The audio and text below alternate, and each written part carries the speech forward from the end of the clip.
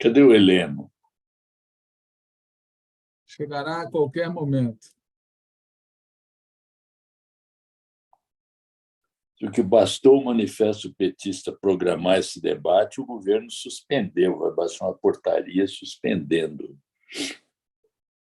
Mas não é só a inclusão no Enem, no exame? Né? Não, vai. Isso é só o primeiro passo. Tá. Então, estamos caminhando para a suspensão da reforma mesmo. Precisa ver o que põe no lugar, né?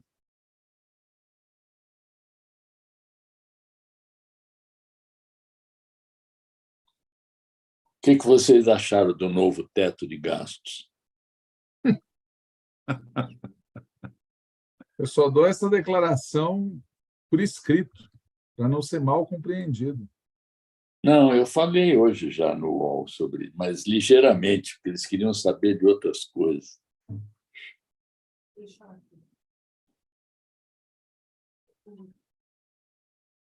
Qual a tua avaliação?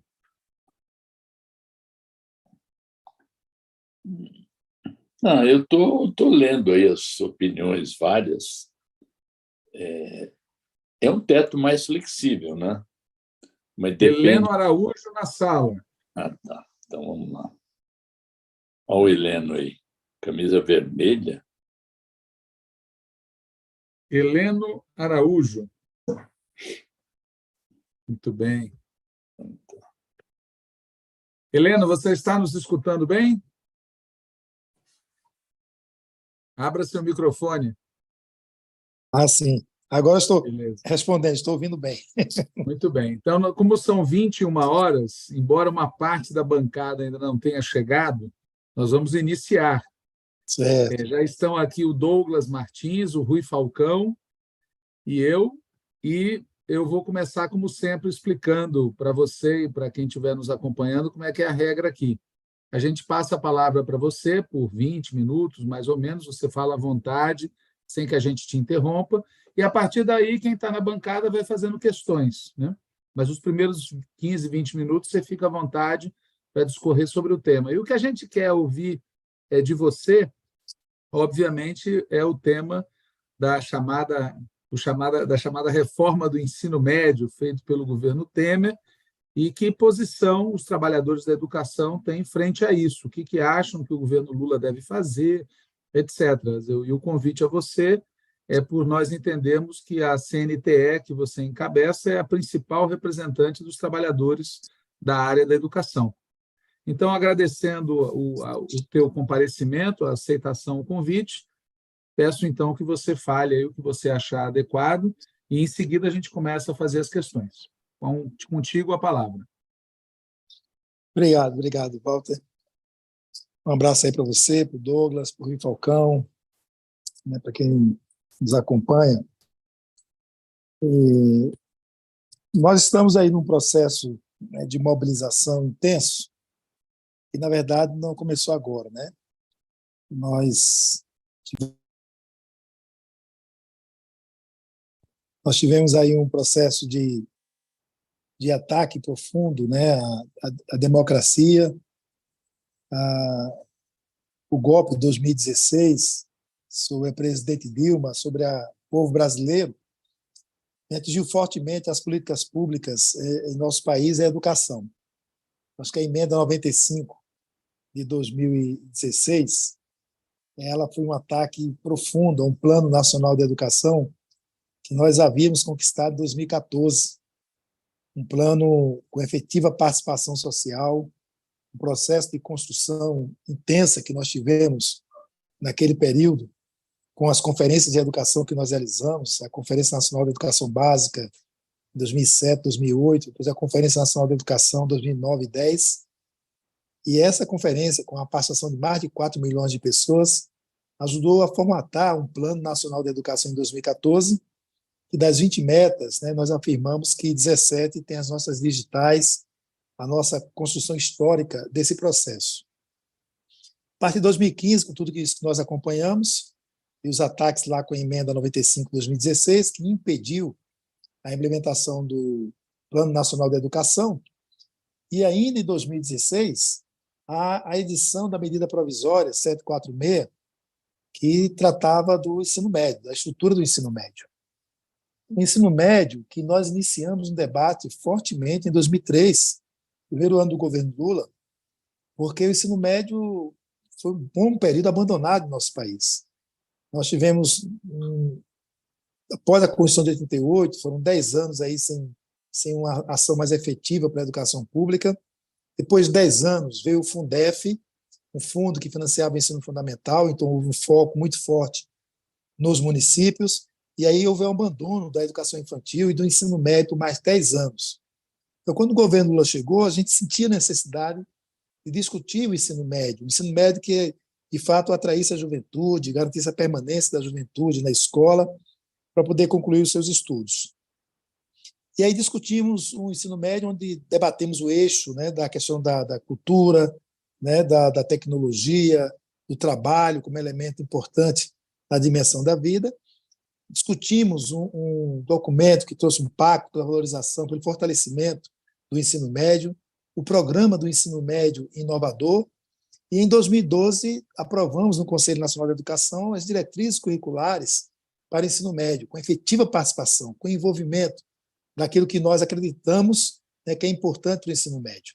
Então, toda essa construção nós fomos paralisados durante o ano 2013 até 2015, né, 16 por aí, por conta já aquelas manifestações de 2013, e interrompido com a medida provisória em 2016, que se tornou a Lei 13.415 de 2017. Então, ali, nós já manifestamos contrariedade à medida provisória, os estudantes ocuparam escolas, né, contra a proposta, porque a proposta tem um caráter privatista, né, tem um caráter de sucatear a educação pública, e na parceria com o setor privado, empresarial, terceiro setor, você fortalecer o processo de privatização do espaço da escola pública, entrega a organizações sociais privadas, como nós tivemos já em 2005, no ginásio pernambucano em Pernambuco, que foi entregue ao Instituto de Corresponsabilidade pela Educação, cujo presidente é Marcos Magalhães, que é ex-presidente da Philips aqui no Brasil e que montou o Instituto na área da educação e atua nessa área em todo o Brasil. Em cima, né, do Todos pela Educação, Fundação Lema, esse Instituto de CE, todos com a teoria do capital humano como um elemento, um processo onde transforma a direção de uma Secretaria de Educação, a direção da escola, em órgãos gestores. Então, o gestor de escola é a parte gerencial desse processo, né, que vão na lógica de que o dinheiro existe, o que falta é a administração, tem que ter um gerente desse processo. Então, isso com foco exclusivo nos resultados, e aí nós perdemos a meta 7 do IDEB, quando trata da qualidade da educação, com foco no IDEB, com foco no PISA, e ao perder essa meta 7, ganhou fôlego esse setor empresarial que tem a teoria do capital humano como elemento fundamental, a exclusividade no foco dos resultados, e aí utiliza esses resultados para dizer que a educação teve sucesso. E é isso que chega hoje na boca do ministro Camilo Santana, quando diz que o Ceará, que o Espírito Santo, que Pernambuco tem os melhores modelos, né, de educação, porque saíram do IDEB, que estava lá embaixo, para o IDEB que colocaram o Estado em primeiro lugar, em segundo lugar, em terceiro lugar. Então, essa concepção, né, gerencialista, com foco nos resultados, que promove a competição entre as escolas, entre o sistema de ensino, município contra município, estado contra estado, quem é o primeiro do ranking, quem é o...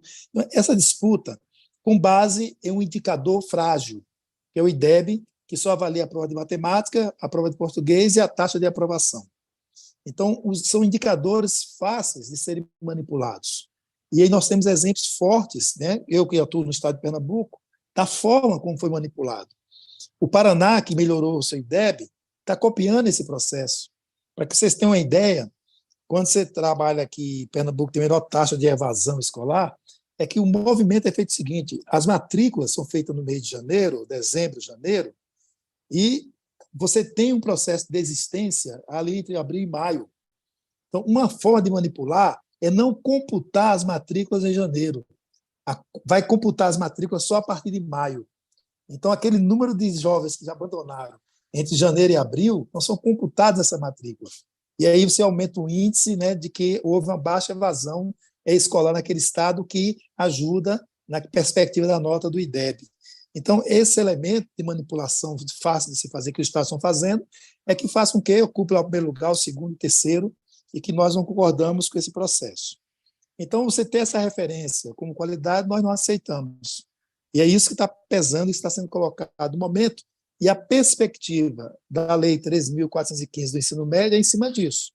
Você faz um ensino médio para poucos, né, que possibilita algumas escolas ter parceria com o setor privado, e naquelas escolas você consegue desenvolver bem e ter uma mão de obra, aquela empresa que fez o contrato. Repito, como eu atuo em Pernambuco, você pegar a escola Cícero Dias, no bairro de Boa Viagem, em Recife, ela tem o apoio da Oi. Os alunos lá no processo de profissionalização saem de lá uma coisa fantástica, produzindo jogos de computadores, criando, coisa linda. Mas, 1 quilômetro depois, tem Jaboatão dos Guararapes. A Escola Vera Cruz faz parte do programa e, 2 anos atrás, o teto da escola caiu, desabou, porque não tem infraestrutura adequada, não tem refeitório, mas está dentro do programa de escola de tempo integral.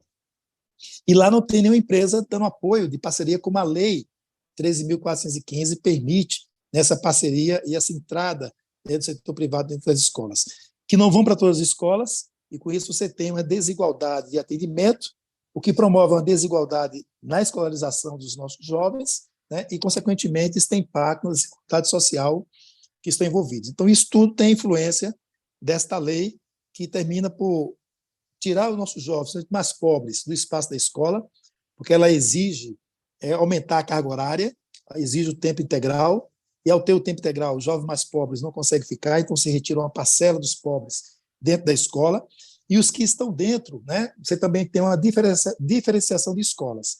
Aquelas que têm uma baixa qualificação profissional, para dizer que está dentro do programa, dentro da ideia, por isso que a gente está escutando, né, o aluno aprender a fazer brigadeiro, outro aprender a fazer almofadas, né, outro aprendendo a fazer sabão ou sabonete, né, e como isso trabalhado dentro da ideia de ser empreendedores.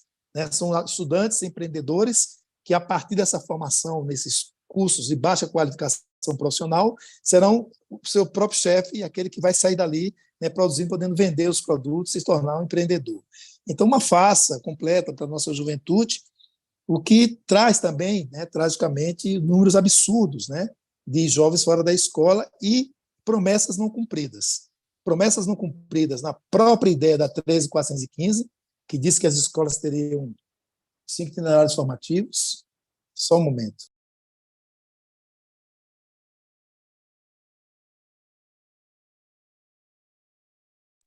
Então, você tem o processo do itinerários formativos, que eles prometeram que as escolas teriam 5 itinerários formativos e o aluno poderia escolher o seu itinerário.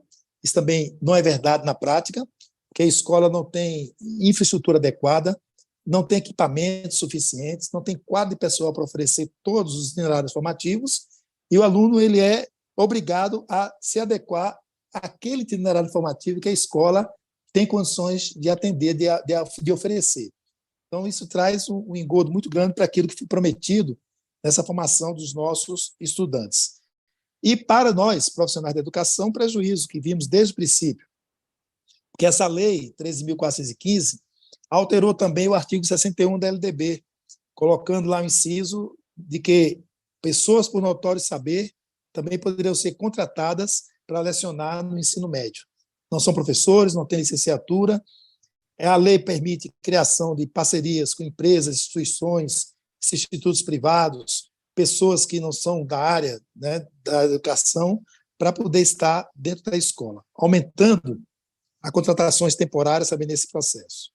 Uma coisa que me assustou muito, agora numa audiência lá na Câmara, foi ver uma turma de jovens do ensino médio lá, e a professora, empolgada, apresentou também um jovem, eu achei que era um estudante, mas aquele que é o nosso professor de projetos de vida. Então, um jovem quase da mesma idade dos nossos jovens no ensino médio foi contratado pelo governo do DF, né, para estar dentro da escola de ensino médio tratando de projeto de vida para a juventude. Então, é uma coisa difícil, né, de compreender, de entender essa dinâmica. Então, por tudo isso, né, que está colocado aí, é que lá atrás, quando a proposta foi apresentada, nos posicionamos contrários, já vislumbrando essas dificuldades.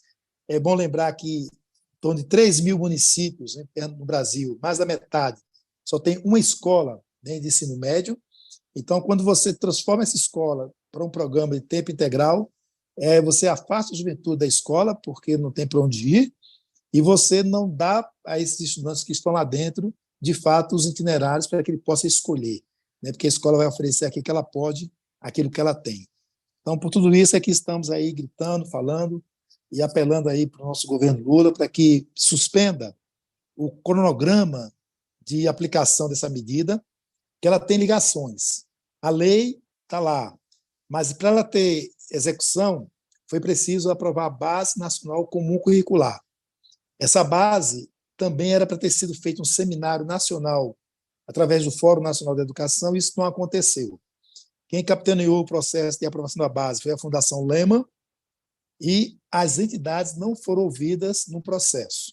O Conselho Nacional da Educação fez umas escutas pelos estados, com audiências públicas, e não levaram em consideração o que foi apresentado nas audiências públicas. Então, foi aprovada uma Base Nacional Comum Curricular, que dá sustentação à Lei 13.415, que altera as diretrizes de formação de professores das universidades, nas faculdades privadas, que é a resolução do Conselho Nacional de Educação número 2 de 2019, que também estamos reivindicando revogar, para consolidar número 2 de 2015, que é que nós construímos coletivamente para a nossa formação. E ela vincula também a alteração no Enem. Por isso que a portaria 521 de Bolsonaro, que está em vigor, nós queremos que o MEC revogue.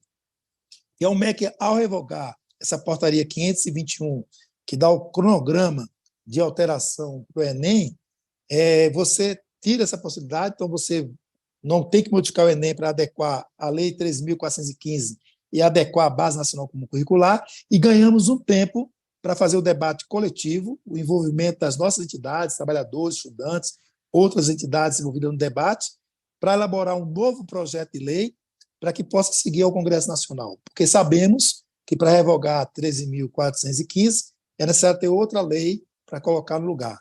Mas construir essa lei, queremos construir de forma coletiva dentro do Fórum Nacional da Educação, que já tem uma portaria reeditada antes do golpe, mas falta a portaria de nomeação desses membros para que dentro do fórum a gente possa ajudar a construir essa proposta de projeto de lei para que o Congresso possa votar. E aí tudo isso tem um trâmite, né, de discussão, de elaboração e de diálogo muito forte, né, com os parlamentares, que sabemos como é que é a casa, de conservadores, de capitalistas, de gente que quer entregar o setor público, o setor privado, e vamos ter que chegar lá com muito diálogo, muita conversa para tentar reverter esse processo. Então, a situação é dura, mas estamos aí enfrentando com muita firmeza. Acho que é isso, Walter, por enquanto.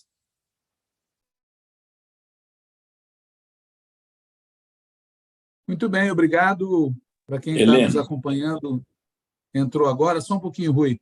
Só para informar aqui ao Heleno que já está a bancada completa, estamos com a Rita Camacho, com a Maria Carlotto, com o Douglas Martins, o Rui Falcão e este que vos fala. Então, Rui Falcão com a palavra.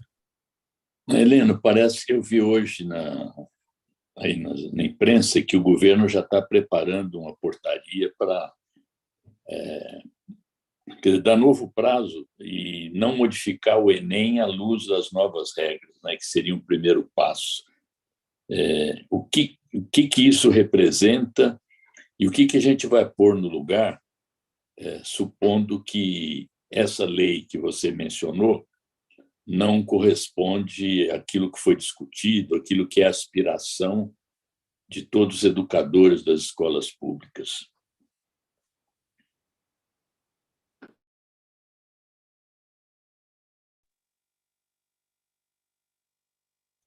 Walter, vou direto ou...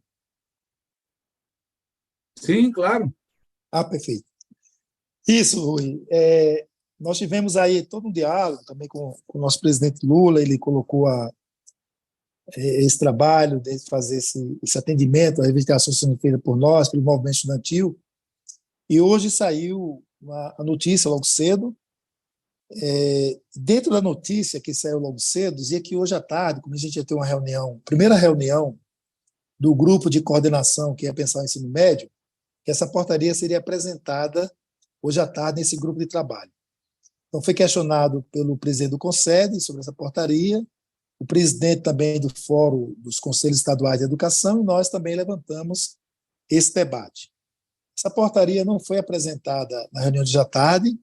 Pelo MEC estava a Isolda Sela, secretária executiva, e estava o Maurício Holanda, secretário da SASE, e a fala da Isolda disse que foi surpreendida, né, com essa informação, que não tem essa portaria, que foi surpreendida. Então, ficou aquela coisa meio suspensa ainda no processo.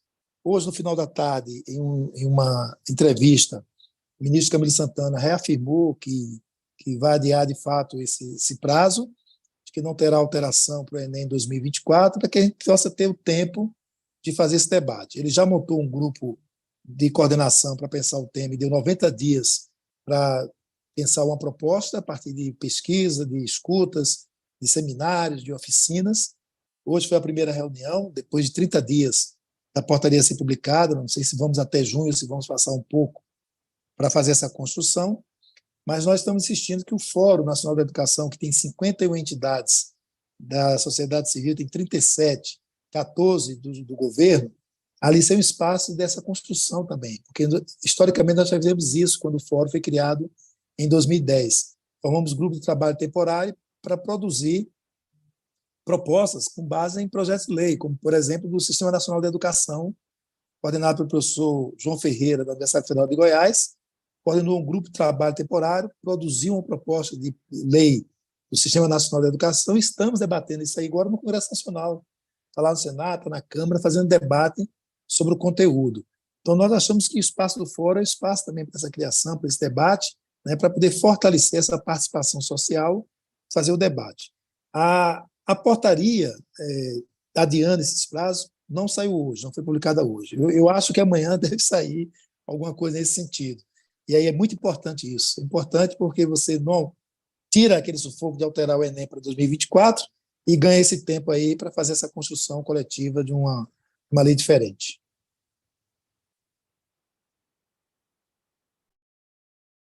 Maria? Boa noite, Helena. Boa noite, pessoal. Desculpa o meu atraso por motivos de força menor, como eu brinco, né? Mas, assim, Helena, já que você está falando sobre participação, eu queria te perguntar duas coisas. A primeira é como é que você avalia esse processo de consulta pública aberta pelo Ministério? Eu já ouvi críticas de que não tinha procedimento, os procedimentos do mecanismo de participação que foi criado no governo Dilma não estavam sendo seguidos à risca, porque tem algumas regras, né? Tem algumas metodologias que precisam ser seguidas para que um processo de participação, de escuta da sociedade seja efetivo. Então, eu queria que você comentasse um pouco como é que você está vendo isso. É uma consulta efetiva? Né? E associado a isso, você falou sobre o Fórum Nacional de Educação. Você, além de presidir o CNTE, você também tem uma, né, atua como dentro do Fórum Nacional Popular de Educação. Eu queria que você contasse um pouco a história do Fórum, deste Fórum Nacional Popular de Educação, e qual é a importância dele nos movimentos pela educação. Isso, Maria. De fato, nós estamos ainda preocupados, né, com essa consulta. Hoje foi a primeira reunião e confesso que ficamos assustados. Primeiro, eu fui representando o Fórum Nacional de Educação sem ainda nem ter a portaria nominal. Né? Fomos mais no sentido de que, como a portaria que recompôs o Fórum antes do golpe, ela diz que no primeiro ano o Fórum será coordenado pela CNTE, porque quando fomos golpeados em 2017 era a CNTE que estava coordenando, então você tem uma retomada. E como a CNTE já enviou um ofício, que é meu nome que vai ser o indicado, então eu fui na reunião de hoje, mas sem poder opinar, porque eu não levei a posição do conjunto do Fórum Nacional da Educação, porque não se reuniu ainda, não há a nominação. Então, a preocupação com a consulta é grande, porque o que foi apresentado hoje foi fazer encontro em 13 estados. Nós somos 27. Aí 13 por quê? Por causa do prazo. Não dá para ouvir todos. Então, já fica complicado. Fazer uma pesquisa via WhatsApp. A gente não tem a segurança de como fazer a pesquisa via WhatsApp ainda nesse processo. Fazer a pesquisa com o documento orientador que ainda não foi apresentado, talvez seja apresentado na próxima reunião. Aí parece que há um esquecimento do que você falou, de que há uma produção lá atrás, há uma construção lá atrás, parece que não é resgatado isso, que é isso que a gente está colocando. Nós queremos discutir porque o debate estão colocando para a gente é que a gente quer revogar e não quer colocar nada no lugar. Não é isso.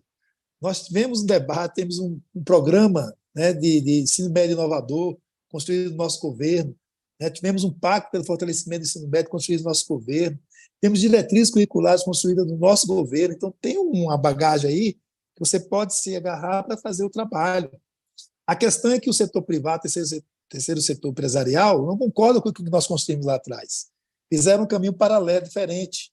Você pegar o Todos pela Educação, eles fizeram um documento urgente lá em 2011, depois da CONAI. Agora eles estão com o documento Educação Já, e quer que esse documento do setor privado seja priorizado pelo Ministério da Educação, que é nosso. Então, essa dificuldade que nós enfrentamos, e para chegar nisso foi muita resistência. Quando nós fomos golpeados pela portaria 577, pelo Mendonça Filho, que fez a recomposição no Fórum Nacional de Educação, éramos 51 entidades, caiu para 25, aumentou o número do setor privado, aumentou o número de participação do MEC, e a sociedade civil ficou em minoria lá dentro. Então, a CNTE foi mantida, mas não ficamos. Saímos, juntamos lá todo o pessoal de outros setores e constituímos, né, o Fórum Nacional Popular da Educação. E aí o Fórum Popular da Educação veio com o intuito de manter a mobilização social. Por isso nós fizemos uma CONAP em 2018, uma Conferência Nacional Popular da Educação, um sede em Belo Horizonte, né, com apoio do governo do PT, do Fernando Pimentel, e fizemos agora a CONAP 2022 em Natal, com apoio da governadora Fátima Bezerra, né, do PT, com o objetivo de manter o processo de mobilização social que nós conseguimos construir no nosso governo em 2007, com a CONEB. 2007, 2008, 2009, 2010, depois 2013, 2014, uma efetiva participação social que ajudou a construir um plano nacional de educação que tem a nossa cara, vamos dizer assim, na sua maioria. Então, por isso a importância do Fórum Nacional Popular da Educação, que vamos manter como espaço de organização da sociedade civil, de debate, e que nos prepare para a nossa atuação no Fórum Nacional da Educação, que lá está o governo, está o setor privado, para a gente dialogar, claro, com a expectativa de um governo sendo nosso, né, possamos caminhar de forma mais tranquila. Essa é a expectativa. Então, eu me reinscrevi, Walter, posso só emendar? Muito rápido. Não, é porque eu te fiz essa pergunta, porque eu sou sindicalista do setor de educação também, né, do setor de educação superior, estou agora na vice-presidência do FABC, e estou candidata na chapa 3 do Renova Andes, né, e eu queria te perguntar justamente sobre isso, né, porque uma das brigas que a gente fez nos últimos anos, dentro do ANDES, que é o Sindicato Nacional dos Docentes de Ensino Superior Público, foi para que ele integrasse o Fórum Nacional Popular de Educação. E sempre teve uma resistência muito grande. Então, eu queria te perguntar qual que é o impacto, né, dos docentes de ensino superior não estarem no Fórum Nacional Popular de Educação. Pelo menos não formalmente, através do seu sindicato nacional. De fato, Maria, faz uma falta muito grande. E olha que o Andes, né, nos abandonou já no Fórum Nacional da Educação. O fórum já constituído lá no início. O SINASEF também, que o SINASEF é uma entidade nacional que representa o pessoal de estudos federais. Então, foram as duas entidades que já no princípio da discussão abandonaram o Fórum Nacional da Educação, o que foi ruim, né? Por mais que a gente tivesse insistido, conversado, o próprio Francisco das Chagas, que na época coordenava o Fórum Nacional da Educação pelo governo, fez muito diálogo, muita conversa, trazendo a importância da presença deles no debate. Isso teve impacto. Que eles saíram? Isso já foi lá em 2011. Né? Em 2010 nós instituímos o Fórum, e o Fórum foi instituído inicialmente por uma portaria do ministro Fernando Haddad. Eles iniciaram o processo, o nome estava lá, indicaram nomes, participaram das primeiras reuniões, mas já em 2011 saíram, e isso teve impacto já na própria presença da educação superior, dos professores, funcionários, né, dentro das conferências de educação. Toda a dinâmica da conferência de educação ela começa pela etapa municipal, dali você tira delegado para estadual e para nacional. Então, nós dividimos pela representatividade nas conferências, que 50% da conferência teria que ser da educação básica, 30% da educação superior, 20% da educação profissional, para que a gente pudesse ter a participação de todos os segmentos nessa construção. E nós não conseguimos, na conferência desde 2010, e porque não houve um envolvimento muito forte, nem na 2014, fazer com que a educação superior ocupasse as vagas dos 30% lá existente, devido a essa ausência, né, do envolvimento do Andes nesse processo de construção, do Sinasef também na parte da educação profissional. Então, fez falta no processo de construção. Nós, da educação básica, sabemos e temos a referência muito forte da educação superior, das pesquisas, né, realizadas dentro do nosso campo de atuação, que é importante para a gente, para a educação brasileira. A CNTE, no caso, tem uma revista, Retratos da Escola, que é uma revista científica. O professor Luiz Dourado iniciou um processo de acompanhamento como editor, agora é a Bleda Scheiber que faz esse trabalho, e mantém um vínculo para que toda essa pesquisa, estudo, artigos dos nossos companheiros da educação superior nos oriente, nos ajude no fortalecimento e ação da educação básica. Então, o Andes fez muita falta nesse processo de construção, de trazer sua visão, trazer suas ideias, trazer as propostas, trazer os conflitos, né, que era importante ser discutido lá dentro também, porque é um espaço de debate onde está o setor privado, está o Sistema S, está as centrais sindicais, mas ali é um espaço de ter um debate e buscar uma forma de consenso. Eu sempre digo, até agora ao Maurício Holanda, na SAS, de que do período que eu estou acompanhando aqui essas conferências, eu estou desde o início, desde 2007, nas comissões de organização e no fórum, nós não precisamos fazer votação lá dentro. Nós discutimos o processo de consenso, retiramos, porque sabíamos que tinha um espaço da conferência para você disputar as ideias, disputar as propostas. Então, lá dentro, nas conferências, disputar a divergência, vai para o voto, né, vai a maioria. Na construção do processo, nós construímos uma forma de construir um documento referência onde todos pudessem estar contemplados. A partir dali, cada um bota suas emendas. É emenda aditiva, substitutiva, né, emenda aglutinadora, de modo que você possa produzir um novo documento, que é o documento base, trazendo tudo aquilo que nós defendemos nas nossas entidades e, historicamente, defendemos pela educação. E lá, na conferência, fazemos a disputa desse processo mesmo, com debate e com voto. Então, o processo que nós construímos na educação, que ainda é novo, né? Assim, você tem uma conferência organizada pela sociedade civil, financiada pelo poder público, a saúde está bem avançada nisso. A gente ainda é novo nesse processo. Tanto é que a nossa conferência não é deliberativa. A gente tira um documento final e esse documento final serve de referência para a gente disputar as leis no Congresso Nacional. Não é obrigatório fazer como é da saúde. Mas é preciso você avançar. E para avançar teria que ter o fortalecimento dessa participação social nesse processo, e é bom ter todo mundo dentro, né, fazendo um debate. E a expectativa agora é que o Andes possa, né, nessas eleições, mudar um pouquinho e vir para dentro também do fórum.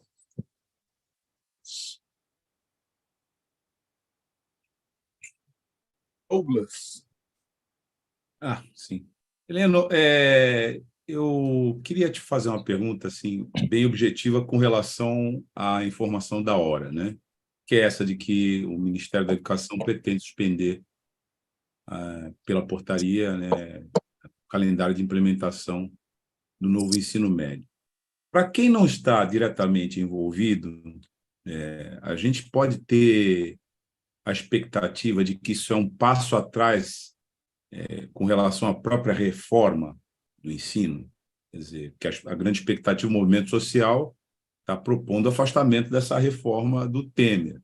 Você já falou um pouco disso e tal, mas eu gostaria que você fizesse uma avaliação mais precisa desse movimento que foi feito agora do governo Lula. Certo. Olha, nós entendemos que a Lei 13.415, que foi aprovada em 2017, ela está em vigor. E ela foi aprovada pelo Congresso Nacional, né, sancionada pelo presidente Bolsonaro. Então, compreendemos que não cabe ao MEC revogar a lei, né, para assim, diretamente do MEC. E nem tampouco o presidente Lula pode revogar por decreto, não. Tem que ir para o Congresso Nacional. Esse entendimento nós temos. A importância de revogar a portaria 521 lá do MEC, do período de Bolsonaro, é na perspectiva de que você não tenha que adaptar a avaliação do ensino médio, o Exame Nacional do Ensino Médio, o Enem, para 2024. que como a portaria está em vigor, você tem a lei em vigor, tem a portaria em vigor, então o MEC é obrigado, né, a adaptar o Enem de acordo com a Lei 13.415 e de acordo com a Base Nacional Comum Curricular. Ao revogar essa portaria 521, tirando esses prazos, você quebra a possibilidade de obrigar o MEC a adequar o Enem para 2024. Então, isso aí ganha tempo no processo de implementação, porque os estados também não vão continuar o processo de implementação com base na lei, porque não haverá alteração no Enem. E isso poderá ter distorção com relação à formação dos estudantes. Então, isso é importante para você ganhar tempo, né, para fazer o debate sobre que projeto de lei vai ser construído para disputar no Congresso Nacional que altere a estrutura do ensino médio. E é aquela perspectiva que nós criamos lá atrás, né, um ensino médio que, de fato, atrai a juventude, que dê condições de absorver os jovens que estão fora da escola, que são muitos, e que seja um ambiente que, de fato, motive esse jovem a concluir o seu ensino médio. Então, é esse debate que nós queremos fazer. Nessa construção, não quer dizer que você revogar a 251, a 521, vai voltar a estaca zero como era antes. Não, não existe isso nessa linha. Tem que ter um processo, né, de debate. A Constituição, você suspende uma aplicação que continuaria o ano que vem. Nós temos hoje 2 estados que não fez nenhuma movimentação em adequar o ensino médio a essa lei. 23 estados estão em processo, fizeram isso no primeiro ano, e 2 estados já fizeram nos 3 anos, já avançaram nos 3 anos. Então, hoje, por exemplo, na conversa, há a possibilidade de você manter o Enem 2023 com base na formação geral. Aquilo que é o currículo de formação geral tem um específico que seria adequado. Você não adequa agora, tem uma avaliação na formação geral, e é o tempo que você debate, né, uma estrutura para o ensino médio que avance no acesso para a juventude, que eu acho que, para mim, é o principal problema, entendeu? Essa juventude está fora da escola e você trazer para dentro, e ao trazer para dentro, qual motivação, que estrutura que você vai garantir para manter ele estudando e concluir seus estudos. Rita Camacho.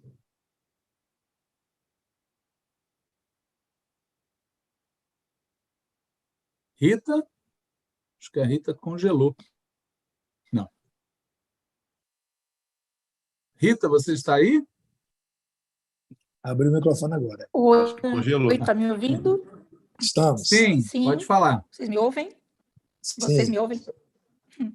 Está cortando, várias coisas cortaram, eu não consigo escutar, desculpe, Heleno.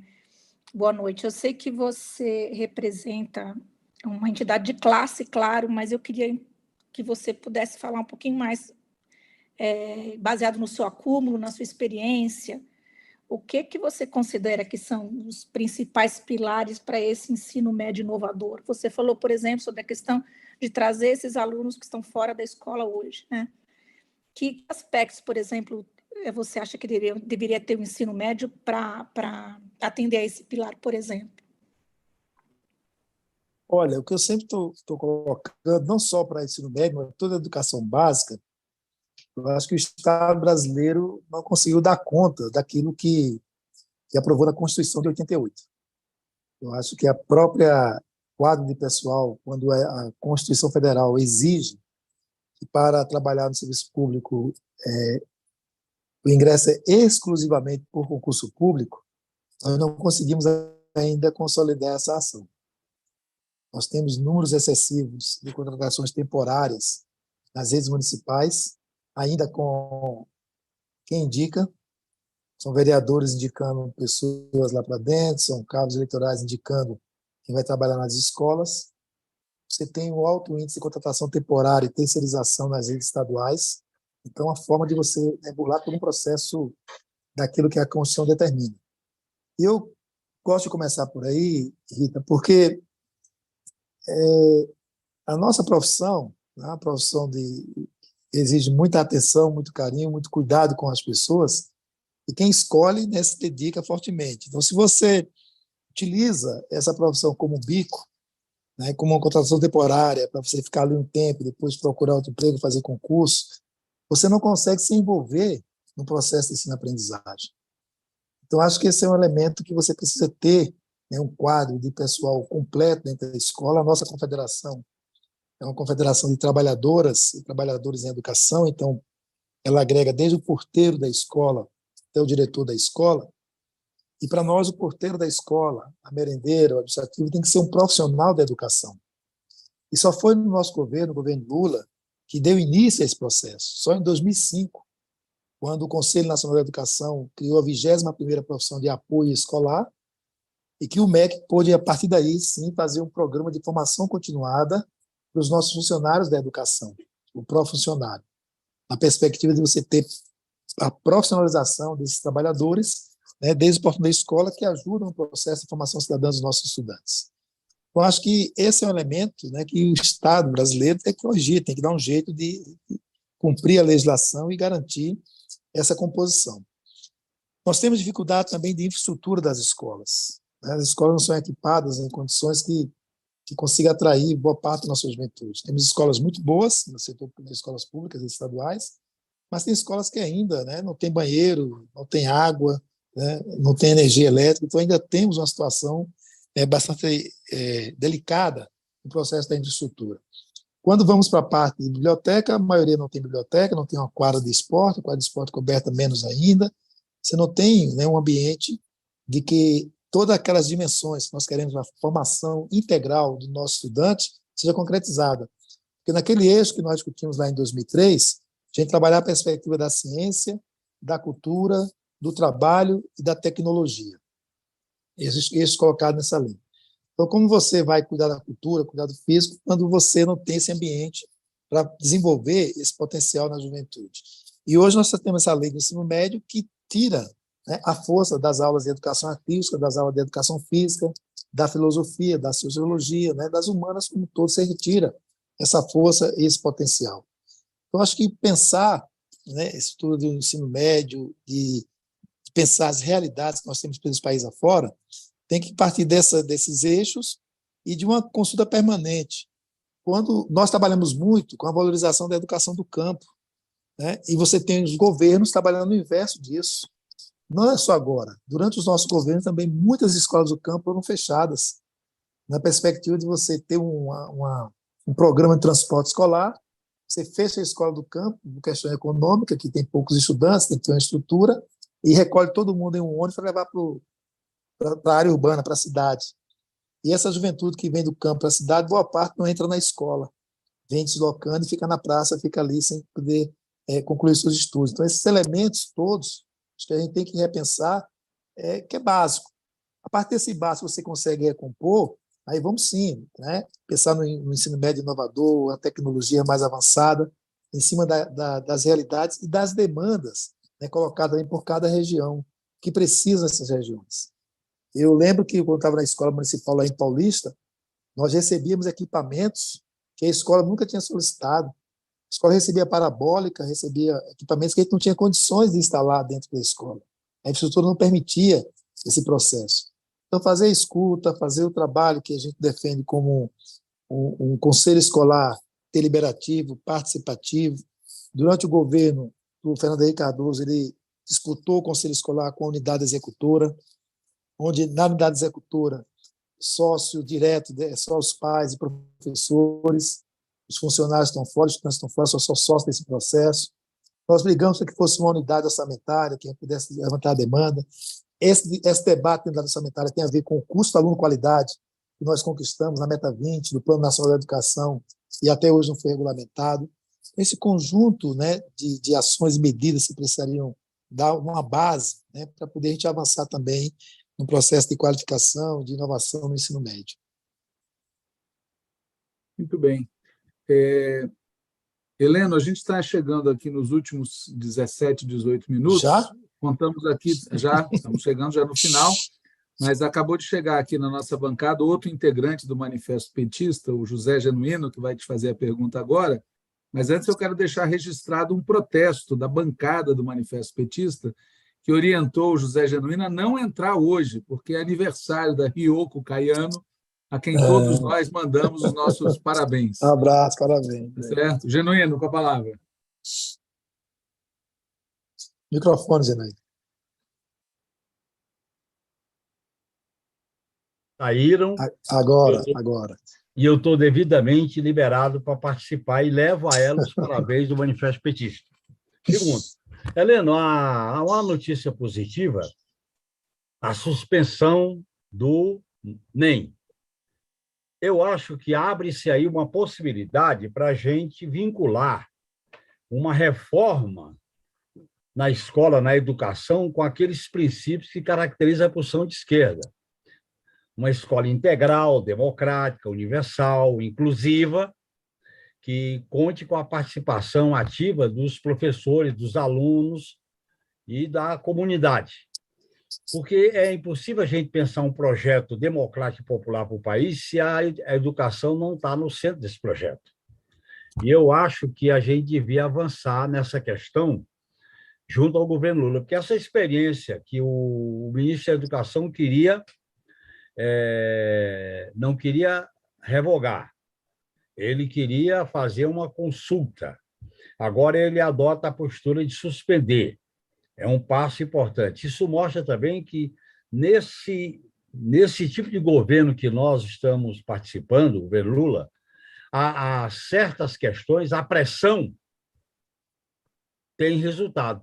E essa é uma experiência positiva de como a pressão, os manifestos, as plenárias, os debates têm um efeito positivo. E eu acho que a gente poderia retomar, Helena, eu estou fazendo mais uma sugestão para ver como é que você vê isso, retomar a linha com que a gente interviu na Constituinte, depois na Lei de Diretrizes e Bases, depois no Pacto pela Educação e, por último, no governo Dilma, com aquele Fórum pela Educação. Como você participou disso, como você vê que espaço existe na gestão do nosso governo, particularmente no Ministério da Educação, porque nós sabemos que há uma disputa com as fundações privadas para puxar esse debate, fazer um eixo diferente de como reorientar o modelo de educação no projeto de reconstrução do país. Isso. Acho que esse é o desafio, gente. Um desafio muito forte. Eu acho que o Fórum Nacional da Educação, né, que nós conseguimos com uma portaria em 2010, transformando a comissão organizadora da CONAI em fórum, foi uma conquista histórica, né? Porque essa ideia do fórum está lá desde os anos 80, né? Já estava previsto, hein? Debatível colocar na Constituinte de 88, não conseguimos, da LDB também não. Não conseguimos com a portaria em 2010 e depois consolidamos no artigo 5º e 6º da Lei do Plano Nacional da Educação, sabendo que é uma lei de 10 anos. Por isso que no corpo da lei, lá no artigo 9º, aponta a perspectiva de cada sistema de ensino ter a sua lei específica de gestão democrática. Tanto o governo federal, distrital, estados e municípios. E nós não conseguimos avançar nesse ponto. Eu acho que nessa lei específica da gestão democrática, é ali que a gente precisa, no âmbito federal, discutir o papel do Conselho Nacional da Educação, que hoje está numa composição terrível para nós, né? Muito privatista e que não ajuda em nada. E lá, se você olhar o perfil de quem está hoje no Conselho Nacional da Educação, não tem ninguém que atuou ou tem alguma relação com a educação básica. Então, é muito difícil isso. E o que nós reivindicamos desde a CONAI de 2010, que o Conselho Nacional da Educação tivesse uma indicação paritária, metade indicada pelo governo, metade pela sociedade civil, sem veto por parte do ministro. Os nomes da sociedade civil ia compor, junto com o governo, fazer o debate dessa construção, e isso precisaria estar nessa lei específica da gestão democrática, definir a composição, o papel do Conselho Nacional da Educação, o papel do Fórum Nacional da Educação, consolidado numa lei permanente, né, para a sua atuação em termos de espaço da sociedade civil, de consulta, de propor, né, de fazer o debate sobre as políticas educacionais. Então, é por esse espaço que nós ainda estamos brigando. O golpista Mendonça Filho, ele tentou jogar com isso, destruir o fórum mais, e percebeu que, pelo fato de estar na lei, não teria como fazer isso. Mas como a composição do fórum era por portaria do MEC, ele pôs uma portaria, revogando a anterior, e fez uma nova composição. Então, ele achou um caminho para manter sob o controle um Fórum Nacional de Educação na sua gestão em 2017 e 2018, terminou ficando aí ocioso, ou sem trabalho nenhum, durante o período do governo Bolsonaro. Então, eu acredito que esse espaço, né, do Fórum Nacional de Educação, se a gente consegue consolidar numa lei permanente, que a gente evite a interferência de uma portaria de ministro, né, que tenha uma composição mais segura, mais estruturada, seria esse espaço, né, de debate político, de construção da política, com essa participação social que nós sonhamos e queremos. E sempre nesse papel do fórum, de ser espaço da sociedade civil, de consulta, ter esse papel de organizar as conferências, de fazer o debate, de propor. Nós não queremos, quanto fórum, pegar atribuições do Conselho, nem do Poder Executivo, mas ser esse espaço de ser ouvido, ser espaço de debate, espaço da construção da política educacional. Nós temos um orgulho danado de dizer que o projeto de lei do PNE foi o projeto de lei que mais recebeu emendas na história do Congresso. E isso fruto de 2 conferências de educação, né? Uma CONEB, 2007 e 2008, e uma CONAI, 2009 e 2010. Então, tínhamos conteúdos para apresentar como proposta, e os nossos parlamentares do campo da esquerda apresentaram as propostas, e lá dentro do PNE você vai ver que o que está escrito lá muitas vezes coincide com o que está escrito no documento final da CONAI. Então, essa construção que a direita e os golpistas não dão valor nenhum e tentam desmontar, e que para o nosso governo precisaria ser ressaltado. E aí estamos no grande desafio, né, que é você ter uma composição do Ministério onde esses pontos estratégicos, como o INEP, a SASE, a Secretaria Executiva e a própria SEB, a Secretaria de Educação Básica, ela está nas mãos de pessoas que têm uma formação política e educacional pautada nas ideias do terceiro setor.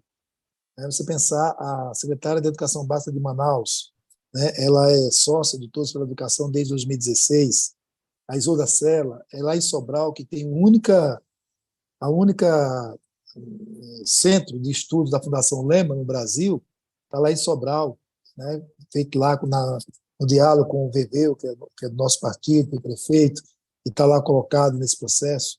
O INEP, com o Manuel Palácios, que tem uma fundação privada em Juiz de Fora, que quase sustenta a Universidade Federal de Juiz de Fora e que ganha muito dinheiro vendendo avaliações para os nossos estados e municípios, dos nossos governos, processo de avaliação em larga escala, e que não ajuda nesse processo. Então, você tem aí uma equipe que, para fora do discurso, é a equipe que quer fazer o melhor para a educação, fala da educação pública, mas a sua formação e a sua vivência não está ligado a isso. E isso preocupa porque isso interfere no processo de participação social. São pessoas que foram formadas que não sabem da importância de você ter um fórum grande, são 51 entidades, é grande sim, mas acha que esse fórum, por ser grande, não vai andar, não vai funcionar, não dá certo. Já mandamos o recado lá de que isso deu certo. Né? Uma composição dessa fez 3 conferências oficiais, CONEB, CONAI e CONAI, construiu um grupo de trabalhos temporários que conseguiu produzir projetos de lei para o Congresso Nacional, curso Aluno Qualidade saiu desse grupo, o Sistema Nacional de Educação, a lei saiu desse fórum. Então, temos sim condições de fazer um trabalho de participação e que dá produtos importantes para o processo da educação pública. A questão é que, como eles estão muito ligados à formação desse setor, né, uma influência muito forte da equipe do Todos pela Educação, da Fundação Lemos sobre isso, Instituto Ayrton Senna, Fundação Itaú, Unibanco, tem uma aproximação muito forte, uma formação muito forte ligada a eles não conseguem perceber o valor e a importância dessa participação social. Então, esse desafio que está fortemente colocado para a gente termina tendo conflitos, né, entre as nossas entidades e o nosso ministro. Bem, eu queria fazer uma pergunta também, Helena, mas antes eu queria ler rápido os comentários que algumas pessoas que estão assistindo a tua entrevista estão fazendo no chat do YouTube. O Costa diz que o Núcleo de Educação e Cultura do PT no Congresso Nacional acumulou posição pela revogação da reforma do ensino médio, o que significa debater com participação social um novo modelo de ensino médio. O João Luiz faz vários comentários e um deles é perguntar quais seriam os eixos centrais de uma nova reforma popular do ensino médio. E ele também diz, né, como garantir avanços na disputa com as fundações burguesas que chegaram com muita força, sem que se faça alterações no Ministério. O Sérgio Cruz pergunta: há algum estado que já tenha implementado elementos desse novo ensino médio? Se sim, quais são os dados? O mesmo Bruno Costa, que eu já citei, chama atenção para o fato que a mobilização do campo da esquerda pela revogação do NEM, inclusive a mobilização de rua convocada pela UBS, fez até mesmo o Todos pela Educação ter de rever seus posicionamentos públicos. Bom, são alguns dos comentários, mas o que eu queria lhe perguntar, eu acompanho bastante o debate na saúde. E o que me impressionou na composição do Ministério da Educação na gestão Camilo é isso que você acabou de relatar. O espaço dessas fundações privadas. Então, o que eu queria fazer uma pergunta não diz respeito só ao caso do atual ministério, por que, comparando saúde e educação, a impressão que a gente fica é que na área da educação esse setor privado enfrenta maiores dificuldades e na área da educação eles conseguiram entrar com essa força que nos surpreendeu a todos, né? Eu, pelo menos, não imaginava que num ministério encabeçado por um petista a gente tivesse já na transição essa presença tão avassaladora do setor empresarial. Então, ao que você debita isso? É uma coisa localizada ou é um trabalho que eles vêm desenvolvendo já de médio prazo? Enfim, como é que você vê isso? É um trabalho que no mundo, né, que no Brasil, ele desenvolve de muitas formas e há muito tempo. Agora, aqui no Brasil, nós tivemos, né, enfrentamento lá em 98, né, com o Fernando Henrique Cardoso, quando alterou a Constituição na reforma administrativa, tirando a exclusividade, né, do Estado de atender a saúde e a educação e autorizando entregar às organizações sociais privadas. Acho que o PT entrou com ação contra a lei que entregava também escola pública ao setor privado, aos OS, lá em 98, e a saúde não teve o mesmo encaminhamento. A saúde, muitos hospitais novos foram construídos, já foram entregues a organizações sociais privadas, mas na educação nós seguramos de 98 até o próximo período do golpe, até 2015. Em 2015, o Supremo Tribunal Federal resgatou lá esse questionamento à lei de 98 e botou em julgamento e disse que a lei era constitucional, que o Estado poderia entregar a escola pública a organizações sociais privadas. Mas antes da lei, e paralelo a isso, nós já tínhamos essas movimentações. Essa ideia da lei 13.415, quando o ministro Mendonça Filho era o ministro golpista, ele já tinha construído ela lá atrás, quando ele era vice-governador em Pernambuco, de Jair Vasconcelos. Ele, junto com esse Instituto de Corresponsabilidade pela Educação, ICE, do ex-presidente da Philips, que recebeu o ginásio pernambucano, que tinha 2.200 estudantes, fez uma reforma para torná-la de tempo integral, e só depois receberam lá 300 estudantes. Só tinha espaço para 300. Quando você olha o capítulo lá, o título lá da Lei 13.415, ela fala de estimular a escola de ensino médio tempo integral. Os dados, quando se coloca Pernambuco como referência que mais avançou no tempo integral, quase 70% das escolas em Pernambuco é tempo integral, é porque tem esse histórico de 2005, que tem muito coincidência com a lei. Você vê lá em 2005, você vai ver os termos como o projeto de vida para o estudante do ensino médio. Esse termo que está lá, do ICE, com o governo do Estado de Pernambuco. Mendonça Filho foi indicado pelo governador Jarbas a fazer esse processo. Você encontra o projeto de vida também na Lei 3.415. Perspectiva do tempo integral, lá 2005, e agora na Lei de 2017. Então, lembro isso porque um dos comentários mostra isso. Esse estado, que tem quase 70% de escola de tempo integral, é o estado que mais tem jovens fora da escola. Neste ano, agora, com dados da Secretaria da Educação, Pernambuco está com 301 mil matrículas no ensino médio. E os dados do IBGE mostram que nós temos mais de 800 mil jovens, né, de 15 a 25 anos de idade que nem estudam nem trabalham. Então, o que prometeram para essa profissionalização dos jovens lá em 2005 não foi concretizado, e os jovens estão sem trabalho, os que conseguiram concluir o ensino médio, e outra parte que deveria estar em ensino médio não está. Em 2021, nós tínhamos de 15 a 17 anos de idade no estado de Pernambuco, 261 mil jovens fora da escola, de 15 a 17 anos, justamente na idade de estar no ensino médio. Então, são consequências dessa política, né, que começou em 2005 e que está na Lei 3.415, que é a projeção feliz, né, para a nossa juventude aqui. Por isso que estamos nesse embate, nessa discussão. E o setor privado ele vai entrando nessa linha. Eles participaram da CONAI.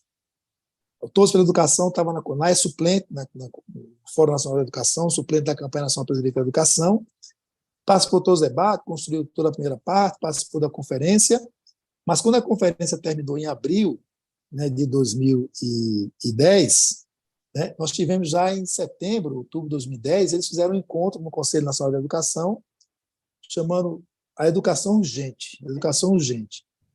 Botaram muita gente para falar de lá, nacional e internacionais, produziram um documento, e com esse documento que eles produziram, diferente do documento final da CONAI, que eles participaram, foram fazer incidência dos governos gerais, né, estados, municípios e tudo mais.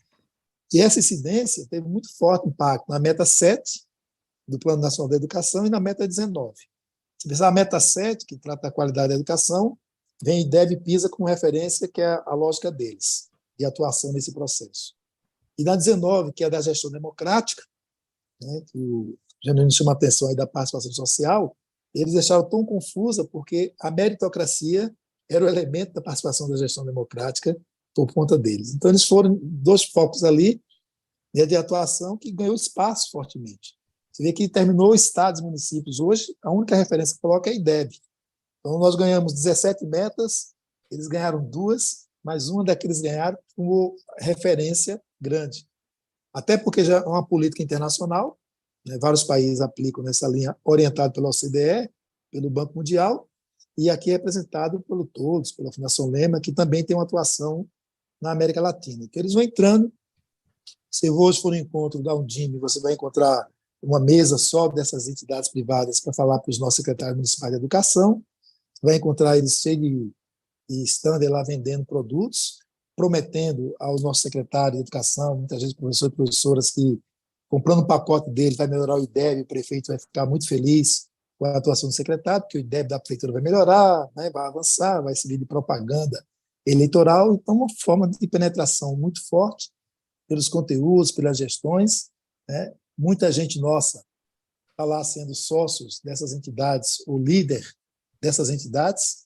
Eu me preocupei em olhar a foto de cada um deles lá nesses grupos, encontro muita gente nossa lá dentro, né? Não só do PT, mas também do PSB e de outros partidos. Hoje, parlamentares são líderes lá no Fundação Lema, os sócios em Todos pela Educação, então vão penetrando com essas lideranças que são do nosso campo e que muitas vezes são os interlocutores conosco, né? Chegar ali, fazer uma conversa, apresentar uma proposta, e ir chegando, entrando e penetrando aí na gestão das políticas educacionais. Então, muito movimento e muita disputa. Nós vamos ter agora, Walter, em Buenos Aires, um encontro da Internacional da Educação para a América Latina, que a Internacional da Educação lançou uma campanha em defesa da educação pública, e nós vamos ter um encontro agora tratando disso, a campanha e forçando as estratégias de luta contra o processo de mercantilização e privatização da educação pública em nosso país. Até porque agora, a hora da vez, o olhar desse setor é para a educação básica.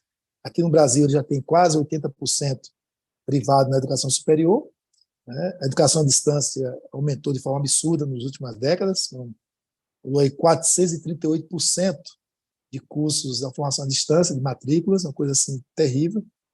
A informação que a Conte nos passa é que tem professor tendo 1.000 estudantes à distância, e desses 1.000 estudantes, 70% na formação de professores nessa escola privada à distância. Então, é uma situação muito complicada, né, para a nossa profissão daqui para frente, porque é uma profissão que além do processo da formação escolar, né, tem que ter o cuidado, e a formação humana é importante, o exemplo, o olho no olho.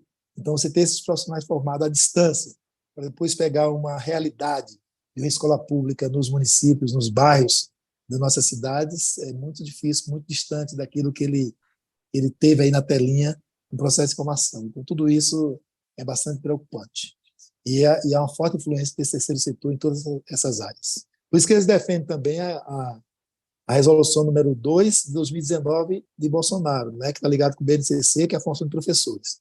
Nós somos pela revogação, queremos a 2 de 2015, que nós construímos, e eles não aceitam porque eles querem vincular a Base Nacional Comum Curricular, que eles querem impor de todo jeito aqui para nós. Muito bem. Bom, a gente está encerrando agora o programa, a entrevista do Manifesto Petista com Helena Araújo, que é presidente da CNTE e também do Fórum Nacional Popular de Educação e agora do Fórum Nacional de Educação. Queria agradecer a quem nos acompanhou online, também agradecer a quem vier nos assistir posteriormente e registrar aqui mais uma vez que a gente teve a bancada quase completa nossa, aqui o Douglas Martins, Rita Camacho, José Genuíno, Rui Falcão, Maria Carlotto, e para comprovar o prestígio do tema e do Heleno, o Rui Falcão, que impõe terminar às 10 pontualmente, dessa vez ficou em silêncio, sem tentar cortar subitamente. Obrigado, Rui. Pelo surpreendente período de 4 minutos. Inacreditável. Um abraço, Helena, um abraço para todo mundo. Muito boa Valeu, noite. um abraço. Tchau. E felicidades para Ryoko, Genuíno.